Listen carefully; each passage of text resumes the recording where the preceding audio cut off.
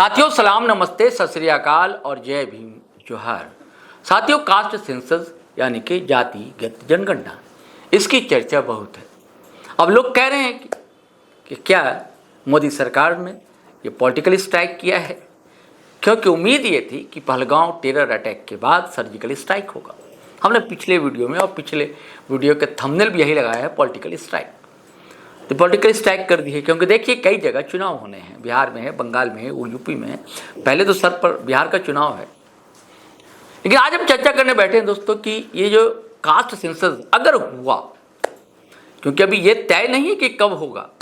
भले आप पीएम मोदी साहब का इसे मास्टर स्ट्रोक भी कह लें, कुछ लोग कह भी रहे हैं, मैं इनकार भी नहीं कर सकता, क्योंकि चुनाव है कि ये मास्टर स्ट्रोक तो नहीं, क्योंकि विपक्ष जो है बिल्कुल टूट पड़ा था। एक आंदोलन सा चल रहा था, मूवमेंट सा चल रहा था कि भैया हम तो जातिगत जनगणना करा कर रहेंगे। राहुल गांधी लगातार बोल रहे थे, और सदन में भी उन्होंने कहा था कि इसी सदन में हम पास करवाएंगे, और अगर ये सरकार नहीं करती है तो हमारी सरकार अगर आई तो हम जातीय जनगणना कराएंगे। और बिहार गवर्नमेंट जब नीतीश की अगुवाई में, उस दौर में जब वहाँ गठबंधन की सरकार थी, जब अगुवाई कर रहे थे, कांग्रेस भी शामिल थी, राजद भी थी, लेफ्ट के लोग भी थे, लेफ्ट का तीनों धड़ा था। और उस समय सर्वे भी हुआ था, जब आप जनगणना कह नहीं सकते थे, सर्वे कहते थे। उसका कांग्रेस ने कई स्टेट में कराया।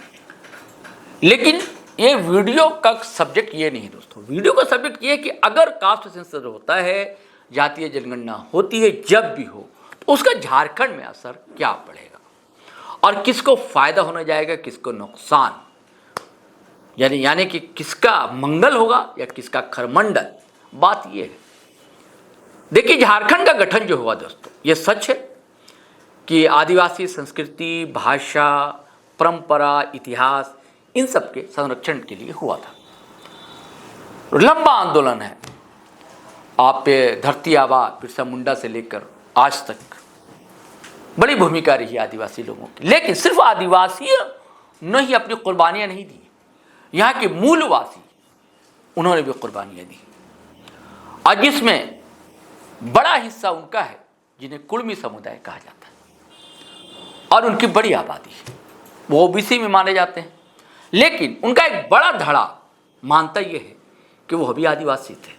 ये भी सच है कि उन्हें एसटी का दर्जा कभी हासिल था। 50 के दशक में ये सारी चीज़ें बदली, उनका दर्जा छीन लिए एसटी के दर्जे से।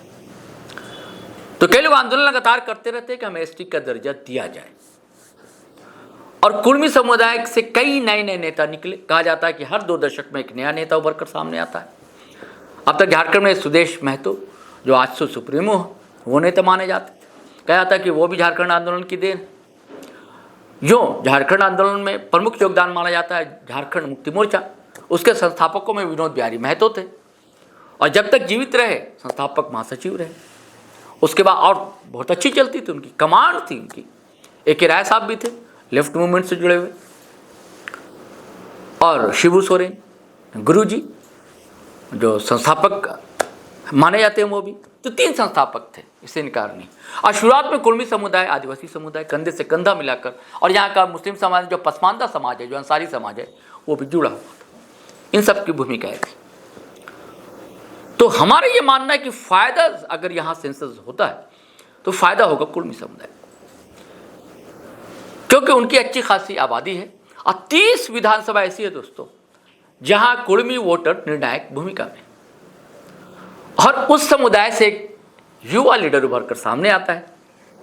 इधर के 2-3 सालों के अंदर पहले वो छात्र के मुद्दे लेकर आगे आता है, उसके बाद फिर क्षेत्रीय भाषा और जनजातीय भाषा के सवाल उठाता है, और उसके बाद राजनीति में उसकी दखल होती है, और युवाओं की जो टीम है एक पार्टी भी बना डालती है, झारखंड लोकतांत्रिक क्रांतिकारी मोर्चा, और वो विधायक भी बन जाता है लड़का। उससे पहले लोकसभा चुनाव होते हैं, 8 जगह उम्मीदवार खड़े किए जाते हैं, जब हालांकि पार्टी नहीं बनी थी। और भाषा संघर्ष समिति थी जब वो, झारखंडी खतियानी भाषा संघर्ष समिति के नाम से, और 8 जगह ठीक ठाक स्थिति थी। और गिरिडीह लोकसभा से जो सुप्रीमो है जेबी केसेस या जेलकेम का कह लीजिए, जो फिलहाल डुमरी विधायक है, टाइगर जयराम महतो, उन्होंने 3 लाख के करीब वोट हासिल किया था, और सबसे अधिक वोट जो है डुमरी विधानसभा में उन्हें मिला था। और दिगर और अन्य लोकसभा क्षेत्रों में भी 1 लाख 1.5 लाख के करीब उनके उम्मीदवारों ने वोट हासिल किए। तो जिसने उन्हें हिम्मत दी, अब विधानसभा में ठीक ठाक वोट मिले और 14 या 16 सीटें ऐसी रहीं जहां पानी पिला दिया उनके उम्मीदवारों ने, नेशनल पार्टी के उम्मीदवारों को, चाहे वो कांग्रेस के उम्मीदवार हों चाहे भाजपा के हों।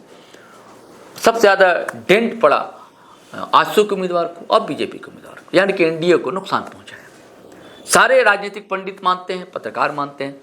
हालांकि शुरुआत में कोई इन्हें मान नहीं रहा था, इग्नोर कर रहा था। मैं लगातार इनको रीड कर रहा था, स्टडी कर रहा था मैं इनकी, और मुझे लग रहा था ये लड़का कुछ कमाल करेगा, धमाल करेगा, और यकीनन उसने धमाल भी किया और कमाल भी किया।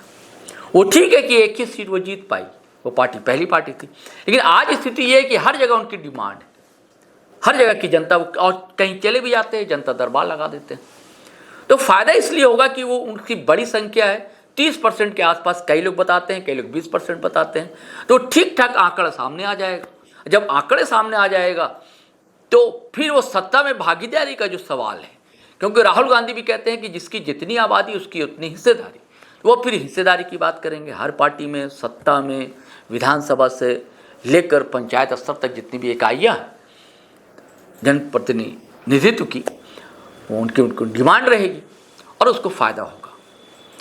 तो ये वीडियो इसलिए बना रहा हूँ दोस्तों कि दरअसल झारखंड में क्या फ़ायदा होगा, तो मुझे लगता है सीधे सीधे, क्योंकि देखिए परिसीमन भी होना है यहाँ पर। जब विधानसभा का परिसीमन होगा तो सीटें बढ़ेंगी। हो सकता है कि कहीं रिजर्व जो सीटें हैं एसटी की वो घटें, एससी की सीटें बढ़ें। फिलहाल तो 28 सीटें हैं एसटी के लिए और 9 सीटें एससी के लिए हैं। ये सीटें घट बढ़ सकती हैं। और मान लीजिए कि जब जिसकी जितनी आबादी उसकी हिस्सेदारी, हो सकता है कि आज नहीं तो कल, आज जैसे महिलाओं के लिए रिजर्व सीट होती है तो कल हो सकता है ओबीसी के लिए रिजर्व सीट होने लगे, या दलित महादलित वहाँ भी कैटेगरीज हो जाए, जैसे कि बिहार में, और जैसा कि कोशिशें अभी होने जा रही हैं वहाँ उत्तर प्रदेश में, वैसा अगर हुआ तो ओबीसी की भी अगर सीटें होती हैं तो फिर कुर्मी समुदाय का हस्तक्षेप अच्छा खासा रहेगा। और इसे प्रत्यक्ष कह लीजिए, अप्रत्यक्ष कह लीजिए, इसका फ़ायदा जेलकेम को मिलेगा और डुमरी विधायक जयराम महतो को मिलेगा। चलिए साथियों, अब आज्ञा दीजिए, इजाज़त दीजिए। फिर मैं खुशी आपसे शेयर कर लूँ कि आप ये अब चैनल जो है यूट्यूब पर ही देख रहे हैं, वीडियो हमारा ये लौट आया है। आप सबकी दुआएं रही हैं हमारे साथ, लौट आया है। सबका शुक्रिया जिनका साथ रहा। तो आप सब्सक्राइब कीजिए दोस्तों, सब्सक्रिप्शन थोड़ी सी घटी है, आप इसे 100 गुना, 10 गुना, 1000 गुना बढ़ाएं। और वीडियो जैसा शेयर करते थे धड़ाधड़ फटाफट खटाखट शेयर कीजिए, लाइक कीजिए, कमेंट कीजिए और हमें इजाज़त दीजिए, आज्ञा दीजिए। जय हिंद, जय भारत।